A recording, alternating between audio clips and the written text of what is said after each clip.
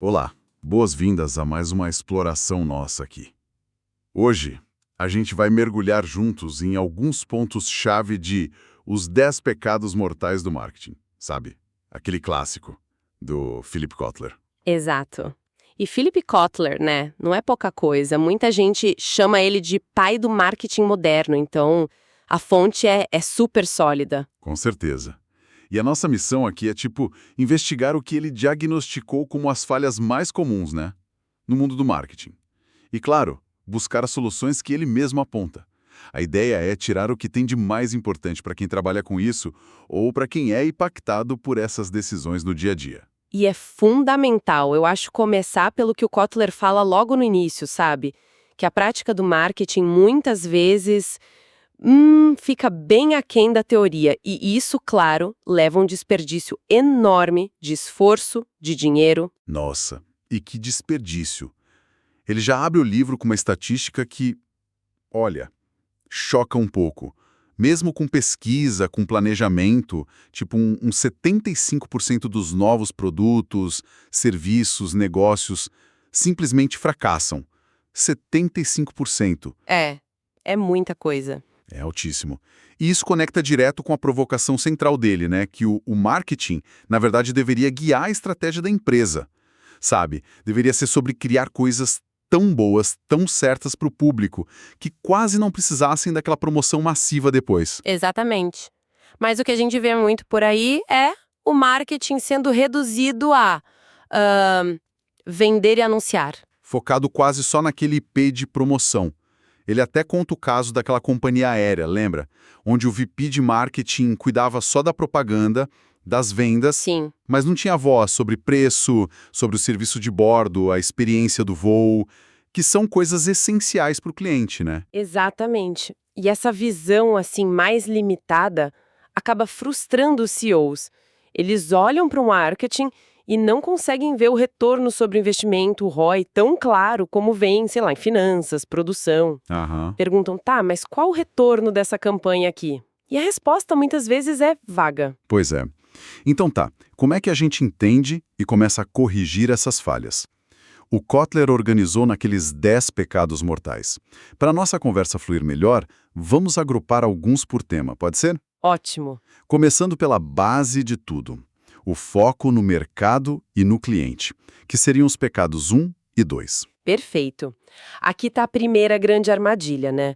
Empresas que simplesmente não se esforçam o bastante para entender de verdade o mercado onde estão e principalmente os seus clientes. O pecado 1 é essa falta de foco no mercado, essa falta de orientação para o cliente, e o 2 é a consequência, não entender direito quem é o cliente-alvo. E na prática, sim, como a gente percebe que esses pecados estão acontecendo numa empresa? O Kotler dá uns sinais bem claros, né? Sim, são sintomas que acendem um alerta. Por exemplo, uma segmentação de mercado muito rasa, ou nem ter segmentação. Aquele erro clássico de vamos vender para todo mundo. Ah, sim. Isso me lembra a história da Sears que ele conta. Diziam que vendiam para todos, mas aí não atraiu ninguém específico, tipo os jovens atrás de roupa da moda.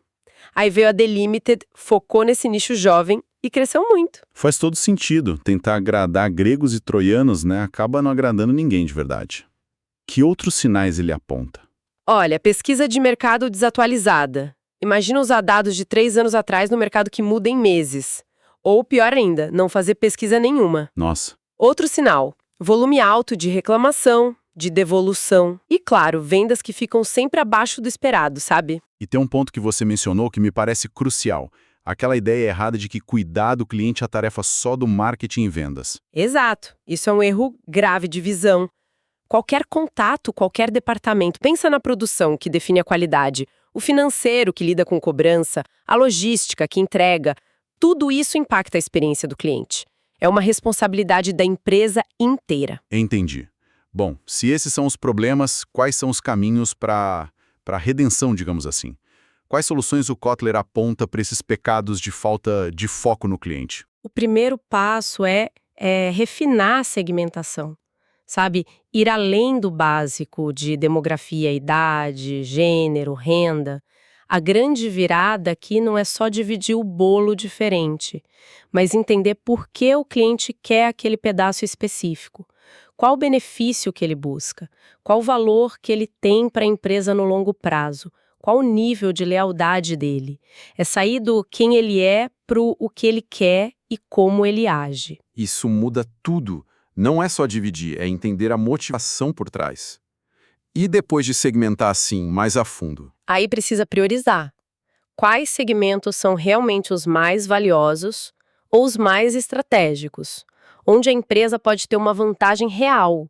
E aí sim, alocar os recursos, tempo, dinheiro, gente, de forma inteligente nesses segmentos. E, talvez o mais importante, criar uma cultura que seja de verdade centrada no cliente, na empresa inteira. Essa ideia de cultura parece chave, mas também um desafio enorme, né? Os exemplos que ele dá, da Johnson & Johnson, da Marriott, são ótimos. Colocar cliente e funcionário primeiro, e isso, no fim, gera mais valor para o acionista. Lembro também daquele livro com o título provocador, O Cliente em Segundo Lugar, Esse mesmo. que dizia que cuidar bem do funcionário é o jeito de fazer ele cuidar bem do cliente. Precisamente. É uma mudança que tem que vir de cima, com a liderança definindo e vivendo isso, e se traduz em ações práticas. Treinar todo mundo para entender seu impacto no cliente, comunicar os índices de satisfação, talvez até ligar recompensas a isso, sabe? Certo, tá claro a importância de conhecer o cliente a fundo. Mas como a gente usa isso na prática? Quais são as ferramentas que o Kotler sugere para ir fundo nessa pesquisa? Para além do óbvio. A profundidade aqui é a chave. Kotler menciona várias técnicas. O diálogo com o cliente, claro, é valioso. Os grupos de discussão, os focus groups, são bons para explorar percepções iniciais. Ele cita o caso do Mercedes Smart nos Estados Unidos, lembra? Que os grupos mostraram o pé atrás dos americanos com o carro pequeno. Lembro. As pesquisas quantitativas, por outro lado, são essenciais para medir atitudes, comportamentos em amostras maiores que representem o todo. Mas imagino que ele vá além dessas pesquisas mais, digamos, tradicionais, né? Para cavar fundo mesmo. Sim, ele defende ir além. Entrevistas individuais em profundidade, por exemplo, usando técnicas como o leathering, que é basicamente ficar perguntando por quê várias vezes, de forma estruturada, para descobrir as motivações mais profundas por trás do que a pessoa diz na superfície. Interessante essa técnica. É muito reveladora. Outra coisa poderosa é a observação direta. Ver como o consumidor se comporta, seja em casa, seja na loja. O Kotler até menciona as dicas do Paco Underhill sobre como o layout da loja influencia a compra. Tipo, a zona de transição na entrada, ou o fato de homens geralmente não gostarem de pedir ajuda. Lembro da história do próprio Kotler sendo cliente oculto numa Pizza Inn. Ele teve uma experiência ruim, viu problemas no serviço e foi direto falar com a gerência. Mostra o valor de sentir na pele a jornada do cliente. Exato. E hoje, claro, a gente tem um poder imenso com CRM, né? Gestão de relacionamento com o cliente e mineração de dados. Analisar histórico de compra para achar padrões, prever comportamentos. Sim, a tecnologia ajuda muito nisso. E complementando, tem as ferramentas analíticas mais sofisticadas, mapeamento perceptivo para ver como as marcas são vistas pelos clientes, análise conjunta para testar quais combinações de atributos de produto são mais valorizadas, análise preditiva para ver quem tem mais chance de comprar e um ponto fundamental também, facilitar o contato. Ele elogia a Amazon pela rapidez nas respostas, mostrando que estar acessível faz parte da experiência. Essa necessidade de entender o cliente tão a fundo me leva direto para o próximo ponto crítico. Como é que a estratégia da empresa reflete isso? Ou não reflete, né? Aí a gente entra nos pecados 3, 5 e 6, que são ligados a fraquezas na estratégia e no planejamento. Exatamente. O pecado 3 é definir e monitorar mal os concorrentes. O 5 é a dificuldade em achar e aproveitar novas oportunidades. E o 6 é ter um processo de planejamento de marketing assim, meio fraco. São falhas que ficam ali na ponte entre entender o mercado e agir. Começando pela concorrência, o pecado 3. Qual o perigo mais comum que ele aponta aí? O erro clássico é a miopia, sabe? Focar demais nos concorrentes diretos, aqueles que fazem a mesma coisa que você, e esquecer completamente os indiretos, ou as tecnologias disruptivas que podem simplesmente tornar seu produto obsoleto. O exemplo da US Steel é perfeito, obcecada com outras siderúrgicas enquanto a indústria de carro estava mudando para plástico, ou a GE com as válvulas a vapor, que não deu bola para os transistores chegando. A falta de um sistema organizado de inteligência competitiva só piora essa cegueira. Faz sentido. E sobre não achar novas oportunidades, o pecado 5, parece que muita empresa grande patina nisso, né? Em inovar de verdade. Sim, Kotler observa isso, que muitas empresas grandes, tipo P&G, Coca-Cola, na época do livro, cresciam mais imitando ou comprando inovações de empresas menores do que gerando ideias realmente novas dentro de casa. Diferente da cultura da 3M, por exemplo, que sempre foi mais de inovação constante. Entendi. A alta taxa de fracasso de novos produtos que a gente falou no início também é um sintoma disso, dessa dificuldade em gerar e escolher boas ideias. E imagino que isso se conecte direto com o pecado 6, o planejamento ruim. Se as ideias não são bem avaliadas ou o plano é fraco. Exato. Planos de marketing que não têm uma lógica clara, que não apresentam uma simulação financeira séria, pensando em cenários diferentes, ou que não têm planos de contingência, sabe? E se isso aqui der errado? E o pior, aqueles planos que são cópia do ano anterior, só com um ajuste pequeno, ignorando as mudanças no mercado, nos clientes, vira só um ritual burocrático, não uma ferramenta estratégica de verdade. Nossa, é um quadro preocupante mesmo.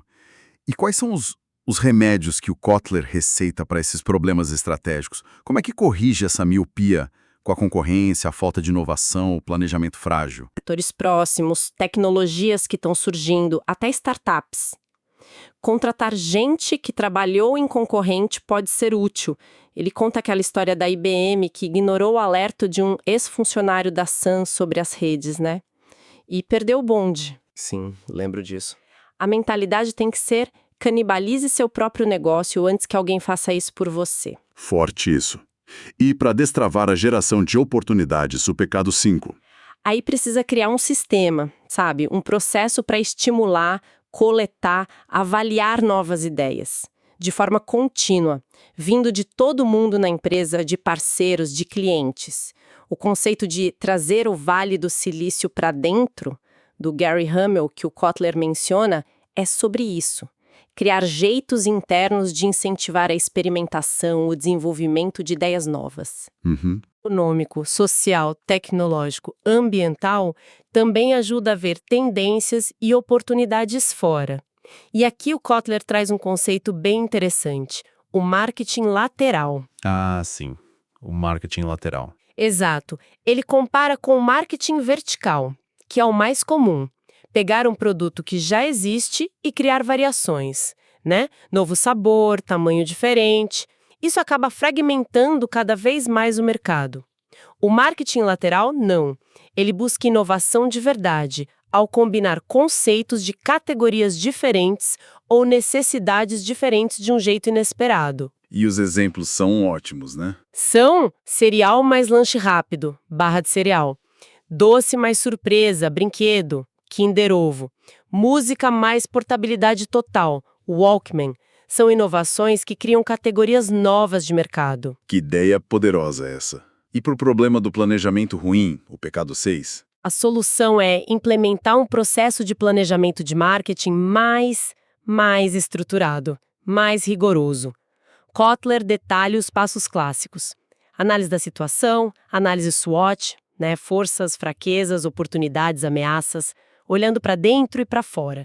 Definir bem os problemas, os objetivos, desenvolver estratégias, táticas, fazer o orçamento e criar mecanismos de controle. Parece um processo bem completo. E tem uma dica prática muito boa: trabalhar com orçamento flexível. Perguntar: o que a gente faria com 20% a mais de verba? E se tivesse 20% a menos? Isso força a pensar em prioridade, realocar o dinheiro para onde ele rende mais. Reconhecer e premiar os melhores planos também ajuda a subir o nível geral. Essa questão do planejamento e da inovação me faz pensar: Como é que as empresas podem realmente cultivar essa mentalidade inovadora e um planejamento mais dinâmico e estratégico de um jeito que dure, para não ser só um esforço pontual, sabe? É um desafio constante. Exige uma combinação de coisas: liderança comprometida, uma cultura na empresa que valorize testar coisas novas e que tolere falhas inteligentes, claro, e processos formais. Ter um sistema claro para capturar e avaliar ideias já é um passo. Incentivar ativamente o pensamento lateral, o questionamento do jeito que as coisas são feitas e também ter clareza estratégica sobre onde competir. Entendendo os diferentes posicionamentos de valor e preço possíveis, Kotler fala de 6 níveis, desde menos por muito menos até mais por mais. Isso ajuda a refinar a estratégia. Fica claro que estratégia e planejamento são vitais. Mas mesmo com um plano genial, tudo pode dar errado na execução, né? Isso nos leva para o nosso último bloco aqui, focado nos problemas de execução e organização, pecados 8, 9 e, de raspão, o 10. Perfeito. O pecado 8 fala das habilidades ruins em construir marca, o branding, e em se comunicar. O pecado 9 trata da organização interna do marketing, que às vezes é inadequada, e da falta de competências-chave na equipe. E o pecado 10, que se conecta com tudo isso, é a subutilização da tecnologia que está aí disponível. Começando pelo pecado 8, da marca e comunicação. Quais são os sintomas de que isso não está indo bem? Um sinal claro é quando o público-alvo, simplesmente não conhece a empresa ou a marca. Ou pior, conhece, mas acha que é igual a todas as outras, sabe? Indiferente. Isso é ruim. Outro sintoma é a alocação da verba de comunicação ser feita meio no piloto automático. Repetir todo ano a mesma divisão entre TV, rádio, digital, eventos. Sem parar para pensar, peraí, essa combinação ainda é a melhor? E um ponto crucial, a falta de avaliação do ROI, do retorno sobre investimento, das ações de marketing, das promoções. Gasta-se muito sem saber o que realmente funcionou. Essa falta de medir o ROI parece ser aquela dor constante dos CEOs que a gente falou lá no começo, né? Então, como o Kotler sugere que as empresas melhorem o branding e a comunicação? Primeiro, entender que branding é muito mais que só propaganda. Envolve relações públicas, o famoso boca a boca, a experiência completa do cliente em todos os contatos com a marca. E precisa medir o valor da marca, o brand equity, de forma concreta, não só com aquelas avaliações financeiras meio abstratas. Como assim medir de forma concreta? Fazer perguntas práticas. A marca consegue cobrar um preço maior que os concorrentes?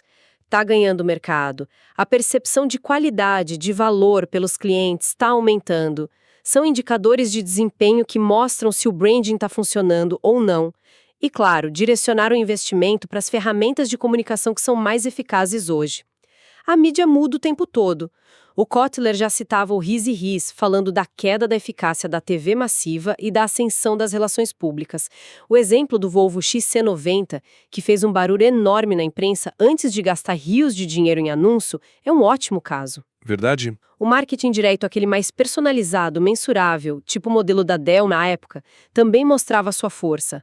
A chave é exigir que o pessoal de marketing estime o impacto financeiro do que eles propõem, como a Coca-Cola faz, para criar uma cultura mais focada em resultado. Faz todo sentido, ainda mais hoje com tanta mensagem publicitária disputando nossa atenção. Mas não é só escolher a ferramenta certa, a qualidade da execução conta muito também, né? Sem dúvida, Kotler é bem direto nisso. Muitas campanhas são só medianas, esquecíveis, não causam impacto real, e ele alerta sobre as promoções de vendas. Cita um estudo que indicava que a maioria, talvez até 83%, não eram lucrativas no longo prazo, porque muitas vezes só atraem o caçador de oferta, que não vira cliente fiel, ou só antecipa a compra de quem já ia comprar de qualquer jeito, e aí você perde margem. Entendi.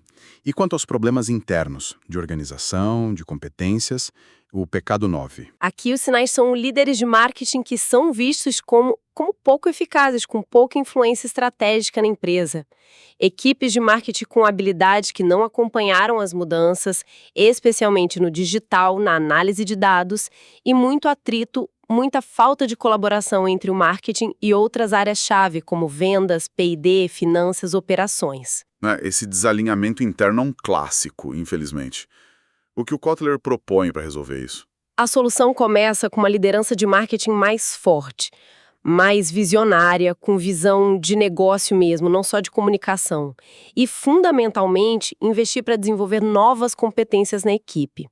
O Kotler já listava áreas que hoje são ainda mais críticas: CRM e marketing baseado em dados, gestão de relacionamento com parceiros, o PRM, marketing de experiência. Ele citava Niketown, Hey, Bass Pro Shops, que criam aqueles ambientes imersivos. Sim, experiências marcantes. Análise de lucratividade por cliente, por produto, usando técnicas como custeio baseado em atividades, o ABC, que ajuda a entender de verdade onde a empresa ganha ou perde dinheiro fugindo das médias, e desenvolver a capacidade de ser orientador de mercado, market driving, e não só orientado pelo mercado, market driven. Essa distinção entre ser orientado pelo e orientador de mercado parece muito forte.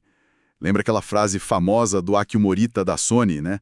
Sobre não perguntar para o cliente o que ele quer porque ele não sabe o que a tecnologia permite, mas sim guiar o público para coisas novas. Exatamente essa a ideia. Ser market-driven é reagir ao que o cliente pede. É importante, mas ser market-driving é ir além. É criar necessidades novas, educar o mercado sobre possibilidades novas, redefinir categorias. Isso exige uma visão estratégica mais ousada, um P&D forte e um marketing que saiba comunicar o valor dessa inovação. E, claro, nada disso funciona sem melhorar a colaboração entre os departamentos. Os silos entre marketing e vendas, marketing e P&D, marketing e finanças precisam ser quebrados, ativamente. E, finalmente, o pecado 10. A tecnologia. Como ele se encaixa nisso tudo? Kotler trata mais brevemente, mas aponta para a necessidade crítica das empresas explorarem melhor o potencial da tecnologia. Na época, ele já falava, olha, tem que ir além de ter só um site institucional. Mencionava a importância de atualizar sistemas de automação de vendas, o SFA, usar automação de marketing para otimizar tarefas tipo precificação dinâmica em companhia aérea, gestão de espaço na gôndola do varejo, com base em dados, desenvolver modelos para apoiar decisões de marketing mais complexas e, crucialmente, usar painéis de controle, os dashboards de marketing mais sofisticados, para poder monitorar o desempenho em tempo real, acompanhar processos, integrar ferramentas analíticas para ter insights mais rápidos que ajudem a agir. Hoje, então, isso é ainda mais vital com a explosão do marketing digital, da análise de dados. Ufa! Realmente, uma análise bem completa dos desafios do marketing. Recapitulando, então, a mensagem central que fica para mim dessa nossa exploração. O Kotler mostra de um jeito muito claro que marketing eficaz é muito, mas muito mais do que só o departamento de promoção ou publicidade. Muito mais. Exige entender o cliente de forma profunda, contínua, ter uma visão estratégica afiada, um planejamento que seja robusto, mas também flexível, uma execução impecável em todos os pontos de contato e, acima de tudo, uma capacidade constante de aprender, de adaptar, de inovar. Ele não só aponta onde estão as armadilhas, mas dá caminhos claros para melhorar. Sem dúvida. E os benefícios de evitar ou corrigir esses pecados são enormes. A gente está falando de mais sucesso para coisas novas, uma alocação muito mais eficiente de recursos, menos dinheiro e tempo jogados fora, marcas mais fortes, mais resilientes e, no fim das contas, maior lucratividade, mais valor sustentável para a empresa. É sobre o marketing finalmente ocupar o lugar que ele merece, sabe? Como um motor da estratégia da empresa e não só como um centro de custo focado em comunicação. Perfeito. E para a gente fechar uma reflexão que conecta tudo isso, o Kotler bate muito na tecla de que o objetivo final deveria ser criar produtos, serviços tão bons, tão desejáveis, que eles quase não precisassem de promoção pesada para vender. Se a gente pensa no ceticismo crescente com a publicidade tradicional, ele mesmo cita o sem logo da Naomi Klein lá na introdução como um sinal disso, e no poder gigantesco do valor real, do boca a boca na era digital. Que mudança fundamental as empresas talvez precisem fazer na própria concepção dos seus produtos e serviços. Como ir além da lista de funcionalidades e já embutir ali, desde o começo, uma mercadabilidade inerente, uma capacidade de gerar conversa que faça as pessoas quererem falar daquilo. História que ele conta, a experiência de usar, o modelo de negócio, o propósito da marca, tudo isso precisa ser pensado não só pela ótica funcional, sabe? Mas também pelo filtro, isso aqui é interessante bastante? É notável? Vai gerar engajamento, conversa de forma orgânica? Fica aí a reflexão, né? Sobre como fazer o próprio produto ou serviço ser o maior ativo de marketing que a empresa tem. E com essa provocação, a gente encerra esta nossa análise aprofundada sobre os pecados mortais do marketing de Philip Kotler, com base no material que nos foi compartilhado.